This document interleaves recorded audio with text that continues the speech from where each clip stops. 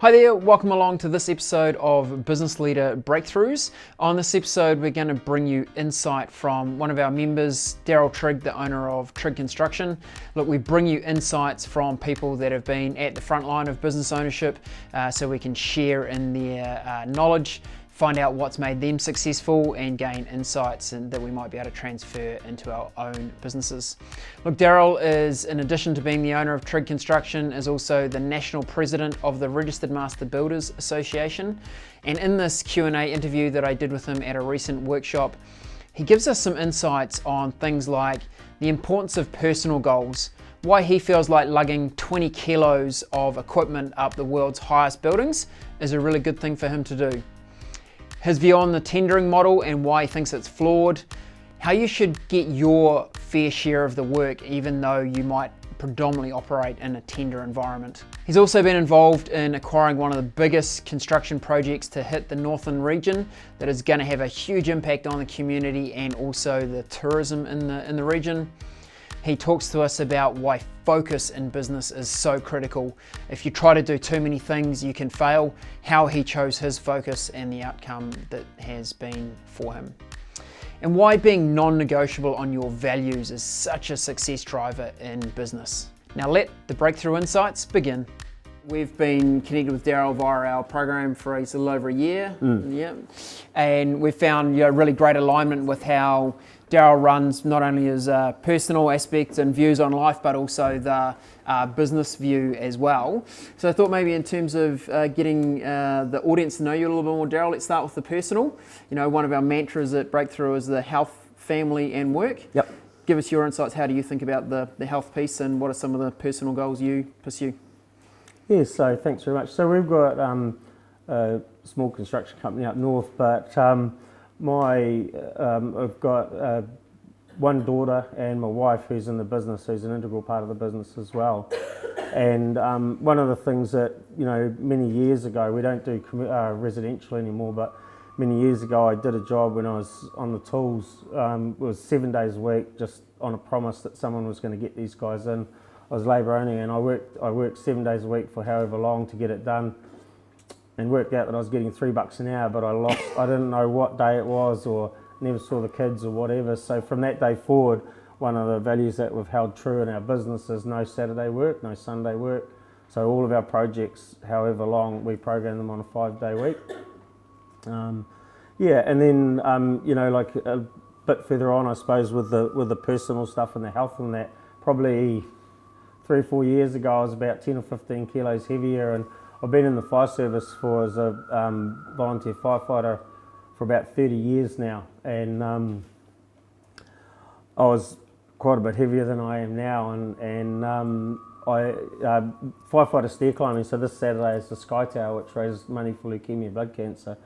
My brother had been going for 2 years to New York to climb 3 World Trade Center, and so I sort of said to him, well, how can we get in on this? And I said, can he get me in? Because he was good mates with the guy who started up. Said, yep. So I just got straight off the phone, bought 2 tickets to New York for Marlene and myself, and that's where it all sort of started in earnest. So we just, and for me, it's really important, because what it does is it keeps me going back to the gym, because if you want to climb stairs and you don't do any work for it, you just get hammered. Things get ugly very quickly. Yeah. How much gear? So when you climb, you're in full firefighter? Yeah, kit? it's around about 20 kilos worth of gear.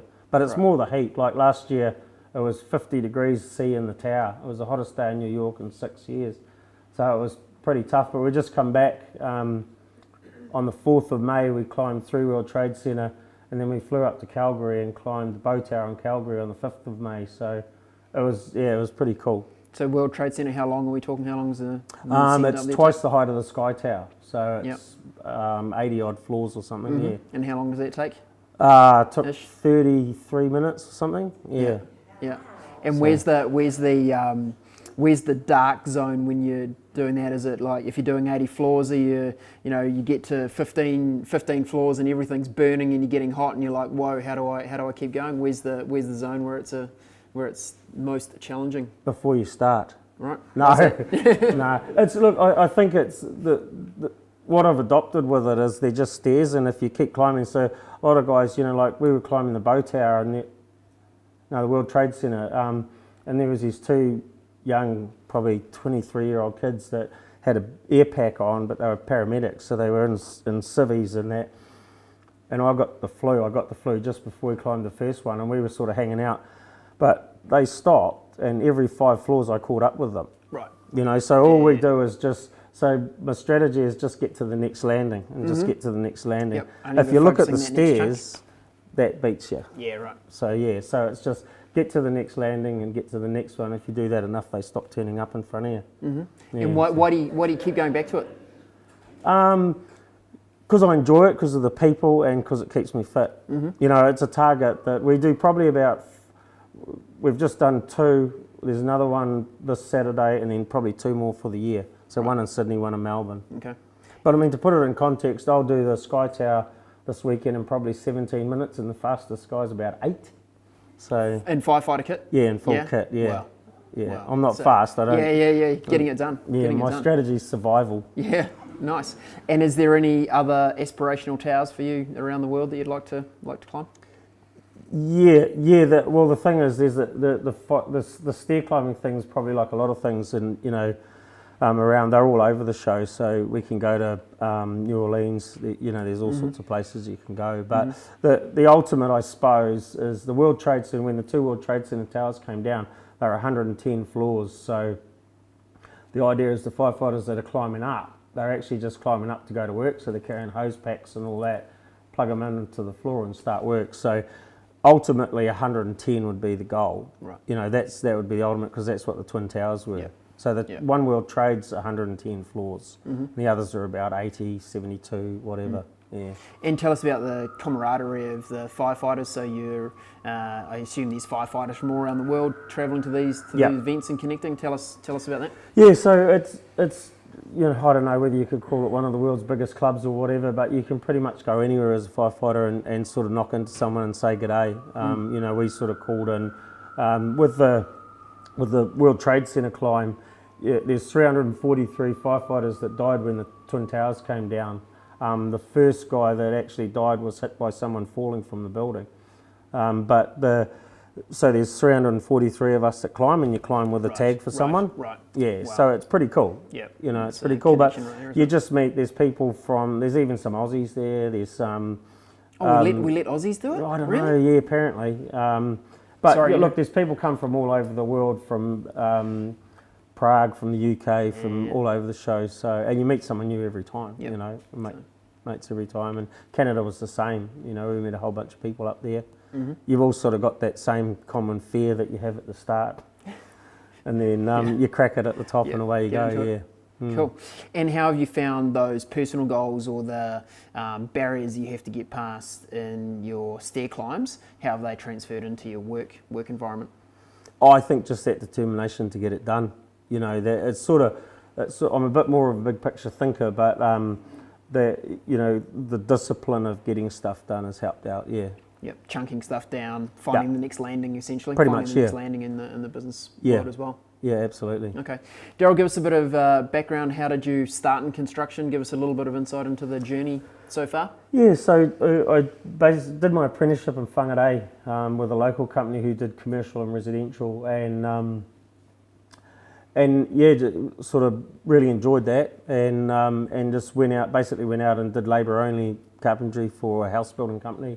And then sort of went from there, really. We just started doing stuff, and I've never ever really wanted to do things, like we were in the Yellow Pages for a while, but I've always wanted to be different, not be in a pack. So when we were in the Yellow Pages, I was the first one to put my mugshot in there, which is probably not a good thing for a business, but I did it. But we were always the first call that people made looking for a house, because they could talk to someone. So, so it was stuff like that. Then we just got out of the Yellow Pages because didn't want to be in a list, and slowly we did things just differently, I suppose. And there's lots of construction's a very broad landscape. You can do lots of different things. Yep. How have you thought about going? Do we do residential? Do we do commercial? Do we do maintenance? Do we do renovation? How have you decided what to focus on? Yeah, so we did, for years we've done residential and sort of light commercial and all that. Probably about 5 years ago, I think, I had probably from 2005 a bit of a business plan that we wanted to be out of residential, and in the provinces it's tougher. You've got to take what is in front of you and do what you can, but we made the decision probably a good 5 years ago to focus only on commercial. Commercial I quite like because it's not an emotional transaction, as residential is, and I know there's plenty of people in there that do residential, and we had no problem with it. But commercial is very objective, and so we made the decision, and we had a whole lot of House of the Year awards on the office wall, and that we threw the whole lot out. Threw them in a bin and said, right, that's our past life, let's get on with a new one. But there was also a target where the Hundavasa Arts Centre, which is, I'm not sure if any of you have driven through. Give us the background on that project overall and kind of how it came to be in the district. So that was part of the real reason for, or one of the reasons that we wanted to focus on commercial, was this project was a once in a lifetime opportunity for any company globally to build the Hundavasa Arts Centre. So from what I understand, he's a Vienna artist, and the Kawakawa toilets, if any of you have gone through up north, he built that, he was part of that physically himself. So he designed this. It was his last design, only for the city of Whangarei, and it took 25 years, I think, to bring it to fruition. They raised 27 million in 2 years to get it underway, the project proper, and we really wanted to be part of it. So we rebranded, we re-get our website to be just commercial only. We sought, probably one of the great things that we have in the provinces is the urban drift out of Auckland, people wanting to just move up or sort of semi-retire or whatever. So we target, we've got a commercial QS and project managers and all that that were moving anyway. And so our whole focus was commercial, and we would do residential buildings, but only on a commercial scale. So one client, like Housing New Zealand or whoever, if it ever came about. Okay. So the Hundavasa Arts Centre was the real target, and we geared ourselves up to get it, and we got it at tender. We got it. And tender, it's a nature of construction. Yes. But it comes with a lot of challenge. When you think about tender, what are the things that you think about when you think about tender? Yeah. So I still believe that tendering's a flawed process, but it's the way Why do you think it's flawed? Oh, it's a race to the start line. So like if I used to say to people in residential, whatever you do, I can guarantee that you're going to be building with an honest builder. Do you want to find out whether they're honest at the beginning or the end? And we're honest at the beginning, which means the price is a bit more because everything's in there. But typically tendering is about, procuring by price. So everyone's going to leave whatever they can out to get the job.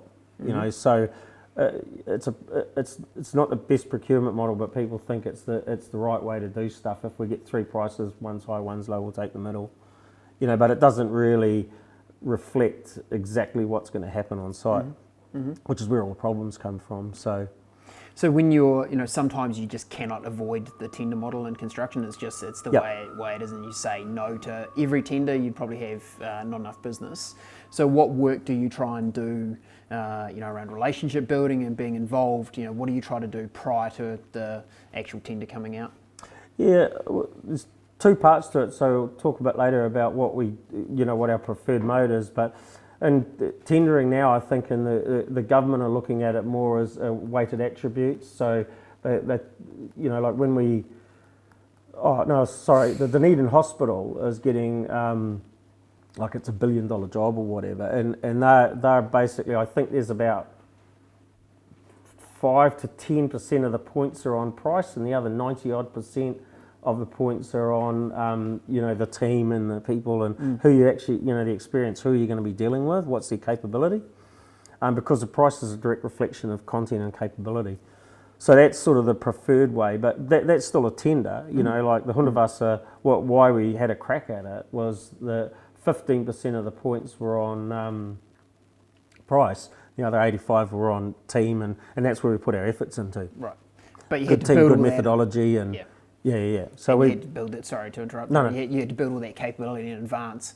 So you knew that was coming up. You knew that was what it was going to be rated on. You really wanted to win the project, but you had to play a long game about that project, right? Bringing those people in, getting really focused around the commercial. So there's a lot of preparation that you did prior to the absolutely. start line.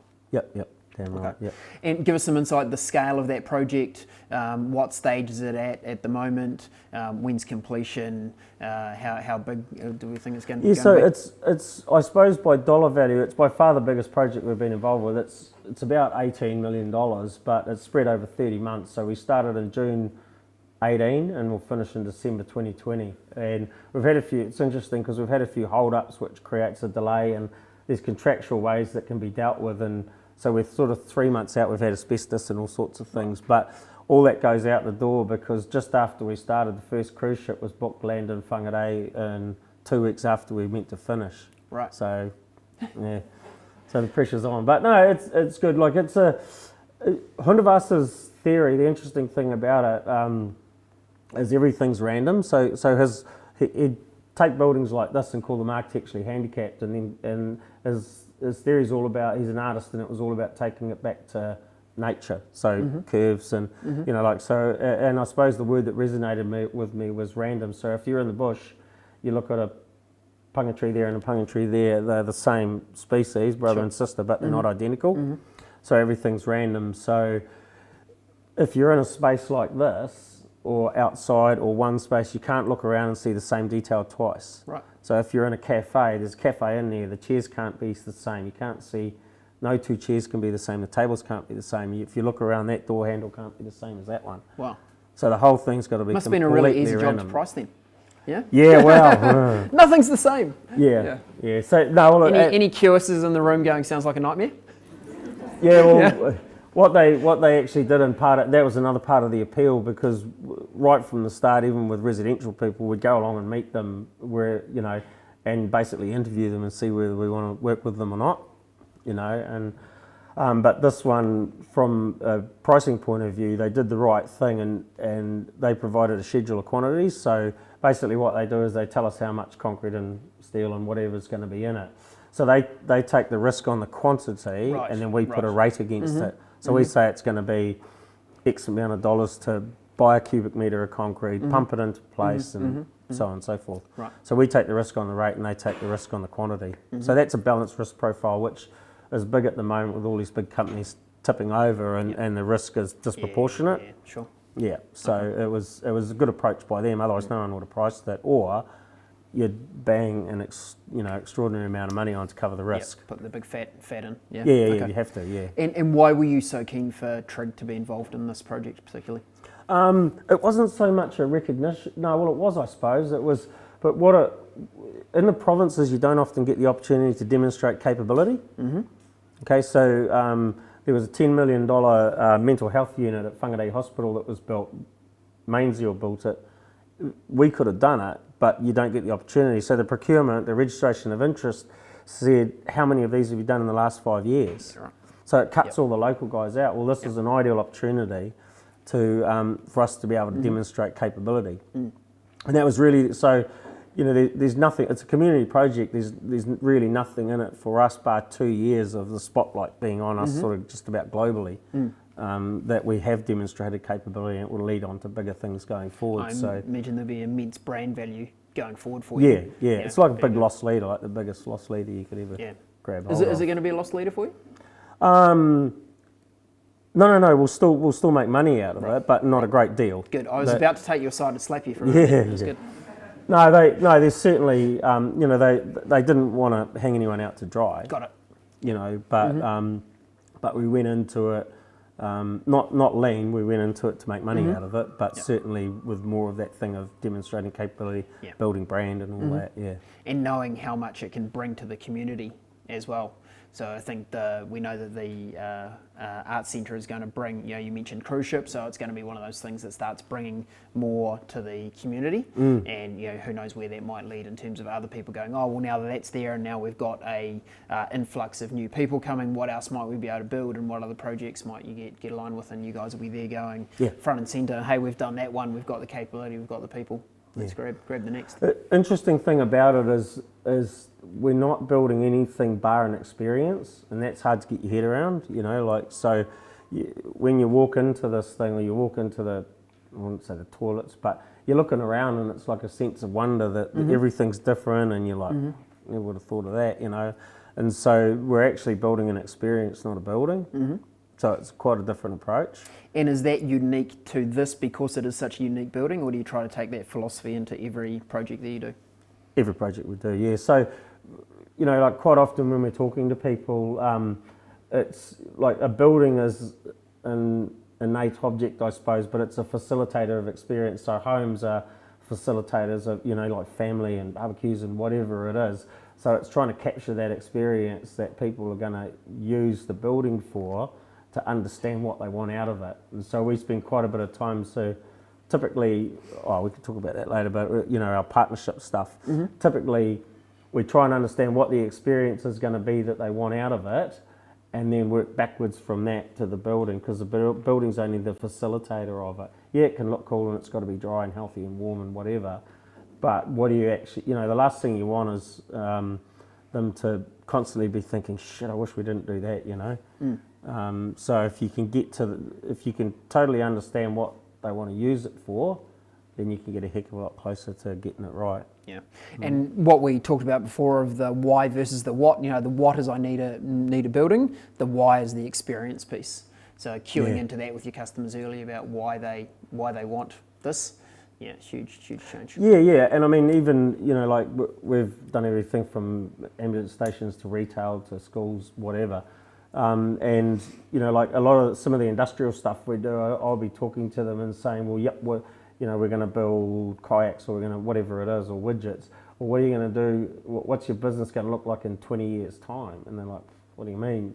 But if we allow for their business to expand in 20 years' time, then chunk it back to today, build that, and they can grow into it, So it's sort of, looking that far ahead and helping them out. And we've even rejigged businesses, like a manufacturing, aluminium boat manufacturer wanted a horseshoe-shaped building. And I said, well, if you get a real long one, it's simpler to build, more cost-effective, and you can just go in and out of each bay like that. And he said, that'll work perfectly. Right. Be a hell of a lot easier than what we got. Yeah, totally. Yeah. So just understanding what they want without telling them how to suck eggs. A building can create all sorts of different ways of doing stuff. Nice. So that's sort of what our focus is, yeah. Okay.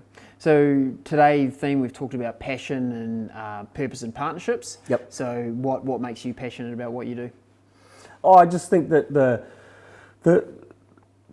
delivering the results that people are after or exceeding them is the most important, but it's more the experience. It's more the experience, because I know that the way the partnership model or whatever that we use, non-tendering, like tendering is, you can still do what we do and meet the Public Finances Act test. It all stacks up, So I think, there's plenty of people I know very well. There's plenty of people I know that we've missed out on the work, and they've said, geez, I wish we had I can see what you were talking about now. It's too late. Right. Yeah. So we're acting in your best interest, and I think, the industry's been pretty good. The construction industry's had a few shysters in it, which makes people gun shy. They think they're going to get ripped off, and there's quite a few that have done that. Yeah. And it hasn't helped, so... So starting off the relationship with how can I screw you down the most, that doesn't build a great relationship to start with? No. It doesn't? Okay. No, okay. Yeah. Is there some industry learnings that we need out there maybe? So Darrell, tell us about your partnership model and how you think about partnering with people. Yeah, so that's probably, I think, the key to everything we do. Like, we still do tender, like you can't absolutely get away from it, because government will, government and lots of people will always go to tender, but it's actually picking the ones where you've probably got the best opportunity of making a difference. So what we do is sit down with, either we can get a designer or their design team, like the three people, in simplistic form, the three people are the client understanding what they want out of it or how they want to use it. The consultants and the design team manage compliance as far as I'm concerned, and from our point of view, we're the ones that do buildability and operability. So we're the ones that, because if a building goes up and it leaks, they don't call the architects, they'll call us. So what we what we focus on. So if we start from scratch, from a empty pad and say, what do you want? And it may be that you're the building owner and you're the tenant, and so we'll be talking to the tenant, but understanding what they want out of it, but also if they lasted only 5 years instead of 12, you still need a building that you can lease out, right? So our main interest is yours, Yes. as the landlord, but still trying to make life easy for the tenant. So, but so the partnering thing is partnering up with all these people and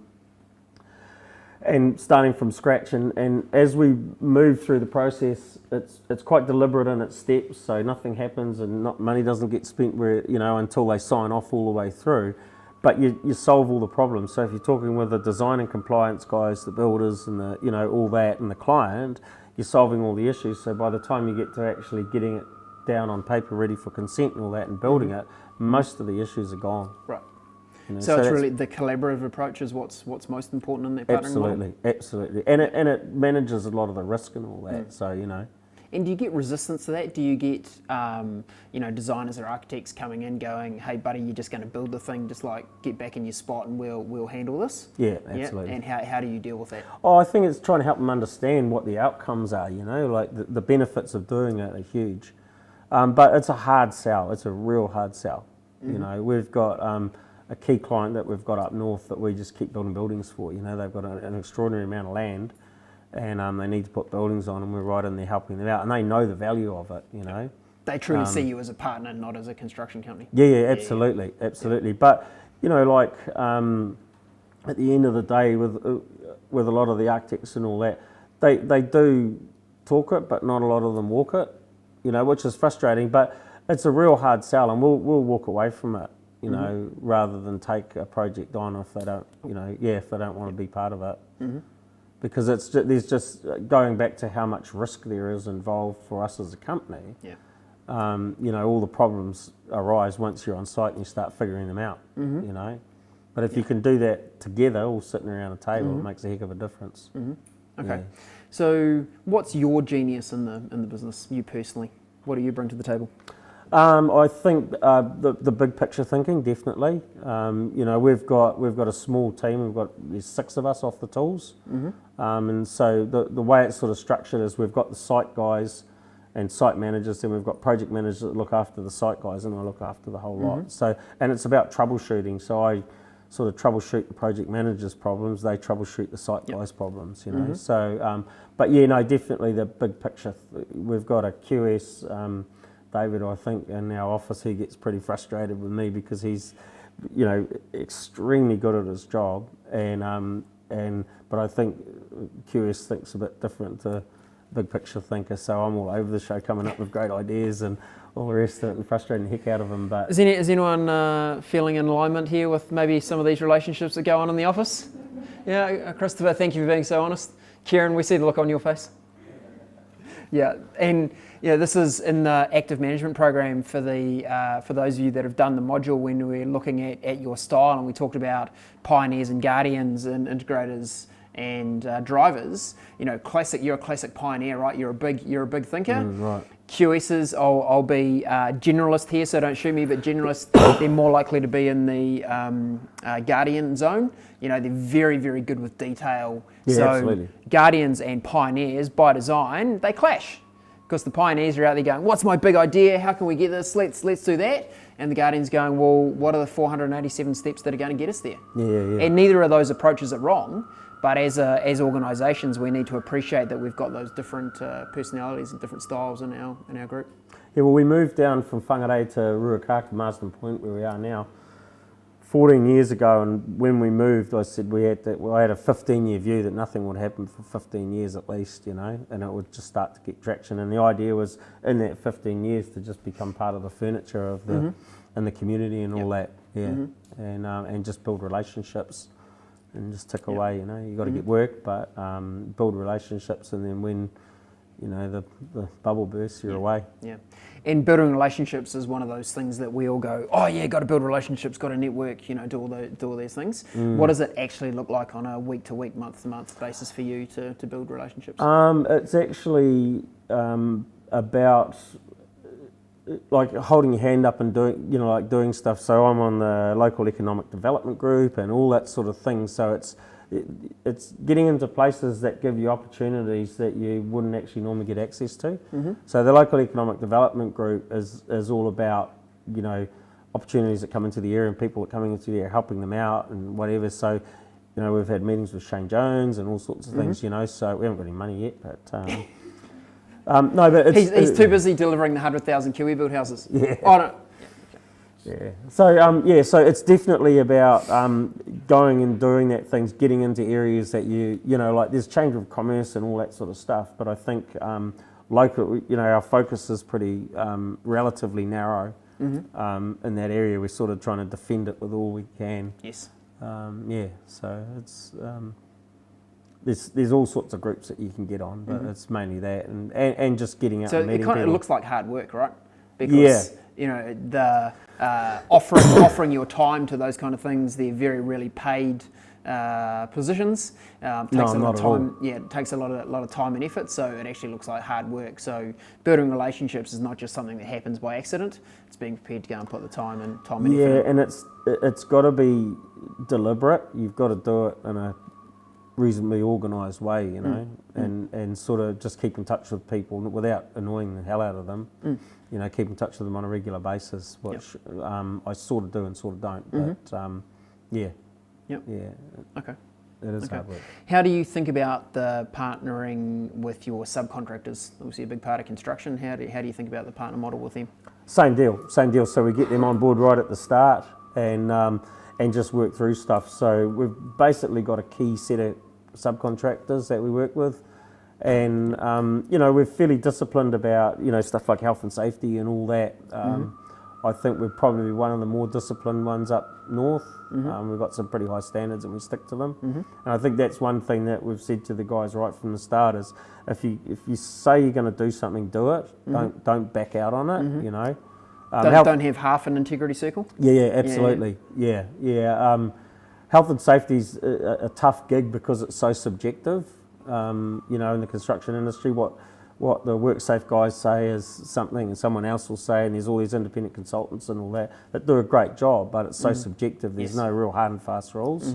There's a new sort of term they've got on what's reasonable, and what does that mean? Yeah. And that's the one that's always been a challenge for me when they talk about law. Was it reasonable cause or whatever? And you're like, it's open to interpretation in a big way. Yeah, that's right. Yeah. Okay. So. What does success look like for you, both personally and for the business? How do you think about and measure your success? I suppose personally, it's just spending time with the family and doing stuff because with Kieran, we're on the directors of Registered Master Builders as well, so there's all sorts of other things. For me, that's personal development. Really enjoy that environment. Learn lots from some pretty clever people. So success personally, I think, is getting the right amount of time off. As I said, we only program our 5 days. Projects 5 days, but we don't even go into the office on the weekend. And I think business success, our exit strategy, I suppose, for the business, we're sort of looking at maybe getting someone in eventually, but it's our name on the door. And I mean, our goal is really to use it to create a passive income over the next sort of 10 years or whatever. And then we can step aside whether we can get someone in or not. But I think the development of the guys, we've just taken on a new project manager, fantastic, individual, and he's sort of a month in, and really stretching us as well, and that was the whole idea. Yeah, great. Take us to the next level. Capability, not capacity. Yeah, absolutely. Yeah. Damn right. Yeah. Spot on. Guys, I'm going to ask any questions from the floor shortly, so get your questions ready. What's been a breakthrough for you personally? If you think about the time, on open to it being a personal insight or a business one. What's been a moment that you feel like it's been a breakthrough for you? I suppose personally, it was when I got stuck into the stair climbing, and had to lose quite a substantial amount of weight over a short period of time to get into it, and then reasonably reasonably well held at. Yeah. Yeah. And, So how close are you to your racing weight at the moment? about a couple of kilos off, Right. So the walk up the Sky Tower will take care of that, won't it? Drop a couple of kilos? Hope so, yeah. Yeah, but all I that mean, gear on, all that heat? you know, Like a everyone sauna. wants to be a bit lighter, but I mean, I'm quite happy to climb up as I am, but, you know, if you put a bag on your back with 5 kilos in it, it'd be great to take it off just as easy. Yeah. It's like all these cyclists that go out and spend another 20 grand on their carbon fibre bikes, so they're like their bike's 200 grams lighter. Like, dude, just lose a couple of kilos. Yeah, exactly. Yeah. You'll be able to ride your LA20. You won't Yeah. be. Okay. And I think from a business perspective, without sounding like an advert for you guys, No, go on. the Britta, our business coach, is fantastic. You know, she's helped out immensely, and you know, even just lately employing this guy. How do we go about it? You know, what, all that sort of thing. So just that third party look-in has been fantastic. So that's been really, really helpful. Brilliant. Good to hear. Alrighty, questions from the floor. Come on, people. Here we go. Come on, Ben. So you talked about, you know, the motivations that you had for taking on the big arts project in Yes. the area and things like that. How's that affected your guys and their motivations and their morale? Obviously, construction, you have difficult moments for your projects and things like that. Do they buy into that sort of being motivated by that type of project and things like that in the long term? Good question. Yep. Yeah, the project in itself is one that it's something that you'll never ever see again, and it's a real complex thing to construct, and it's something that if you wanted to construct a building in this country cost effectively, you wouldn't do it like that. Like, it's all solid poured. But so from initially, everyone's excited about it and all that. Once you start getting into the hard graft, things are a bit different. And I think my role and what I'm pretty good at is managing relationships in that. And we've had a few tense things between what I call the outside the fence team and us inside the fence, you know, where we want information and we're not getting it. And so my role's to just sit between them and get the relationships back in gear again. And we've been doing that. And the guys are starting to understand a little bit how I roll. So the motivation's definitely there. I think it's just managing the relationships to keep it, you know, you know that, you know, it's all a bit... Tough. It's real tough, absolutely. Especially when you've got people that are a bit undergunned in their experience and they think they've got experience.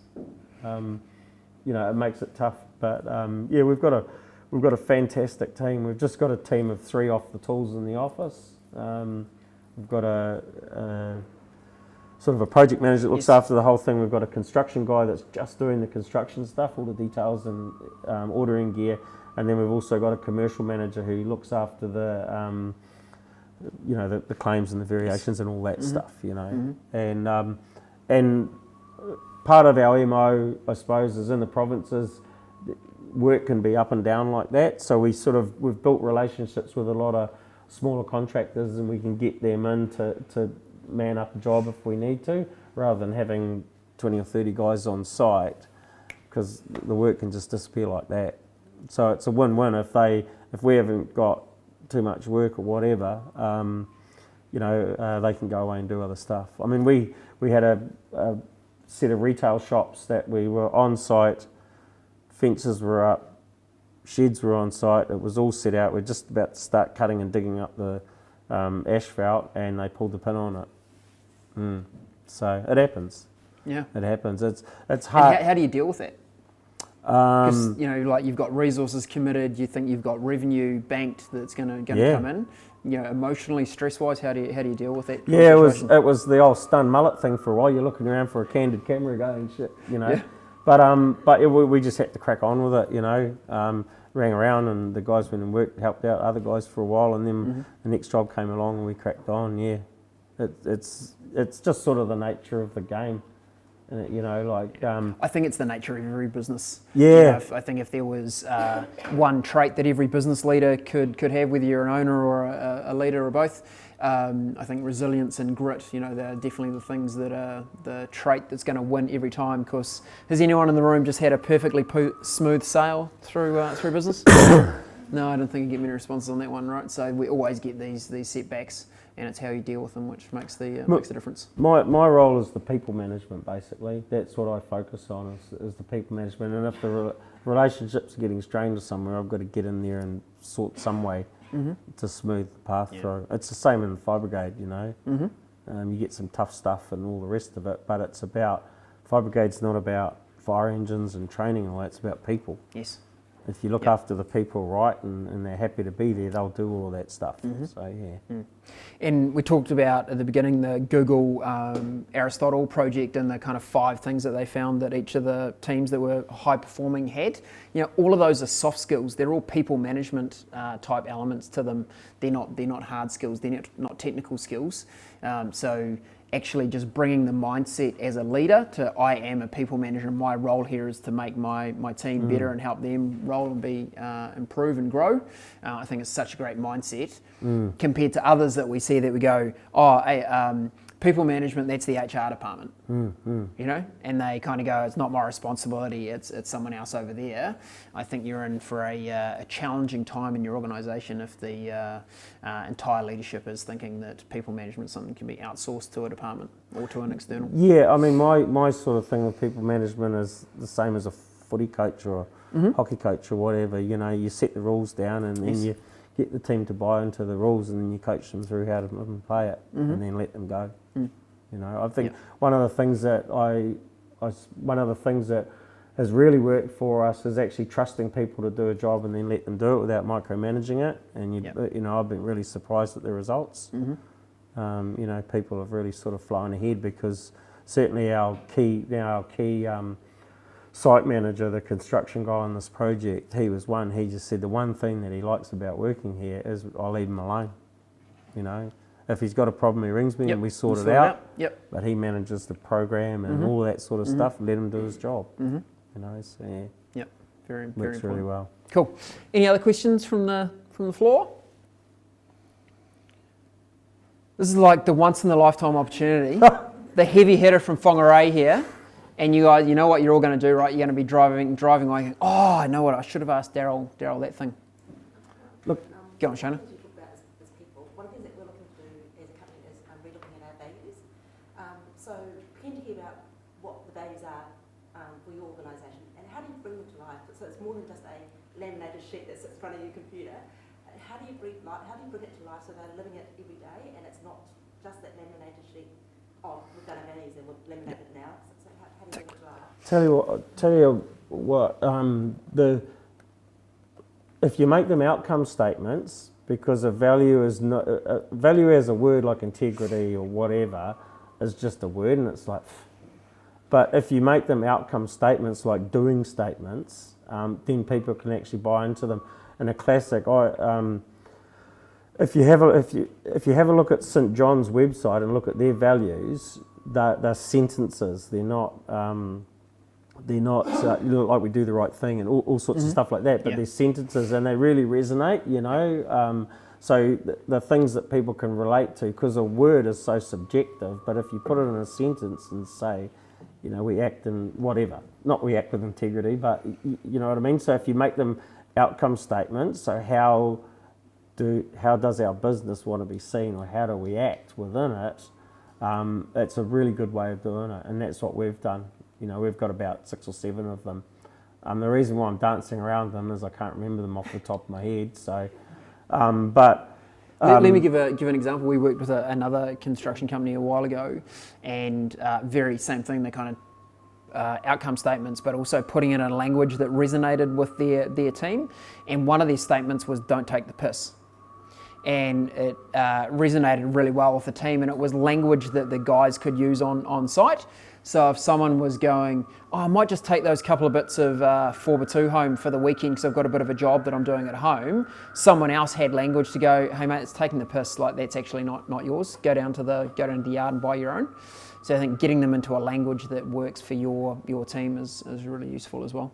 The fire service have just gone through a massive review, and they're starting to have amalgamated a whole lot of people, and they had a set of values which were just words, and I put a submission in which was, I said, look at St John's, I used it as an example.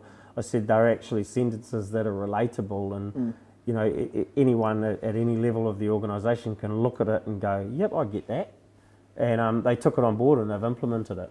So so I found them really, really good, and that's what we've come up with our own. But making it more of an outcome statement or an activity statement that you can buy into is a heck of a lot easier.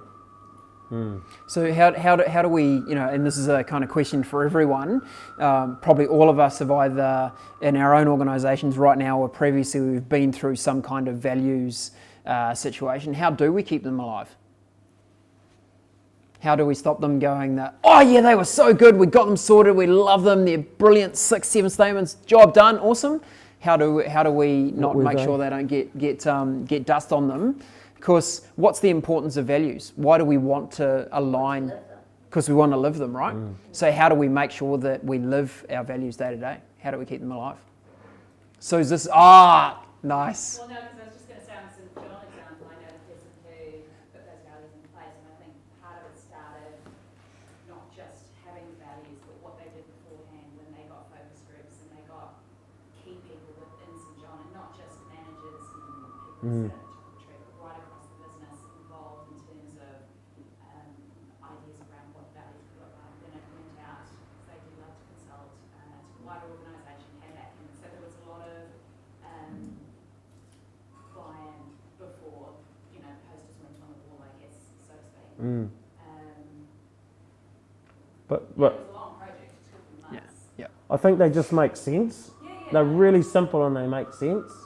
But I think here, keeping them alive, it's often people will do some sort of recognition or reward around them. Because if you're wanting people to live the values, then you're asking people to be seen to be doing them. And so if you can call out peers who you see as living those values, then it's much better than a manager going, I think you've done a great job. Yeah, spot on. We use one at the Breakthrough. We talk about being on brand. So that's like in everything that we do, our check-in is that on brand, and what sits behind our brand is our values and what we're trying to achieve. But again, it's kind of language that everyone in our team understands, so we can go, oh, was that on brand? Was that action on brand? Was that event on brand? Was that workbook on brand? We kind of get the sense of how that aligns with our values, and it's something that's very easy for us to go, you know what, we didn't nail that. It's not aligned with how we want to be operating. So that wasn't on brand for us, so that's one that we use. Nat, did you have a question? Yeah, within your construction business, as opposed to your family or private, what's your passion, and do you think about how that passion drives you? And how often do you think about how that passion drives you? For me, it's the thrill of the chase. It's the thrill of the chase. So how, to convert someone to our way of thinking in respect of this partnership model and all that, it's actually the deliberate steps in everything we take to convert them. So it's if someone's adamant that they're going to go to tender, we can't add any value to that process.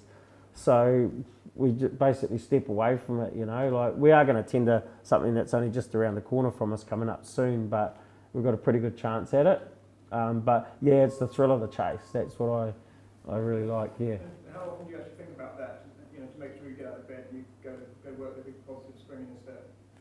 Yeah, all the time. Okay. Yeah, absolutely. Because that's really my role. I mean, we've got a really good team, and they chew through the work really quick. It'll take me 18 months to 24 months to get a 4-month job on site. So I have to constantly be at it, or a 6-month job or an 8-month job, So when you go through this whole long process from, hi, hey, nice to meet you, Mr. and Mrs. whatever, and right through to when we start construction, so that could be 2 years. Yeah. We've got one that's 6 years in at the moment. We haven't started building yet, so it's, it'll happen, yeah. Yeah. Very good. If anyone, no final questions. Look, Darrell, thank you so much for joining us. Thank you for being so open no about worries. what you do and how you operate. I know some really good insights for me, and I just want to thank you as a member of our community. You bring such positivity to what we do. Your attitude is amazing, and your willingness to listen to ideas from outside your organisation, then take them on board and implement them is just brilliant. So thanks very much. Cool. Give me No yours. worries. Cheers.